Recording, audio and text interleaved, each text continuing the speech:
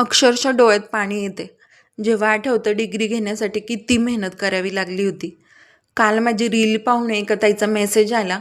त्यामध्ये तिचं म्हणणं होतं, शिक्षणासाठी इतकी मेहनत घेऊन सुद्धा डिग्री फक्त फाईलमध्येच धूळ खात पडली आहे. तर ताई, माझी ही रील तुझ्यासारख्या त्या माझ्या बहिणींसाठी आहे, ज्यांना घरच्या जबाबदाऱ्यांमुळे बाहेर जाता आलं नाही. त्यामुळे त्या घरच्यांना आर्थिक सपोर्ट करू शकत नाही हे गिल्ट तर आहेच. शिवाय आपण आयुष्यात काहीच करू शकलो नाही, यामुळे त्यांनी आत्मविश्वाससुद्धा गमावलेला आहे. तर ताई, सध्याचं हे जग हे डिजिटल बनत चाललं आहे.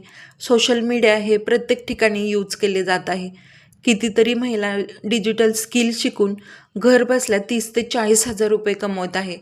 आणि मी ज्या गव्हर्मेंट रजिस्टर्ड कंपनीमध्ये हे वर्क करत आहे, तिथे हे काम मराठीमधून सुद्धा शिकवलं जातं.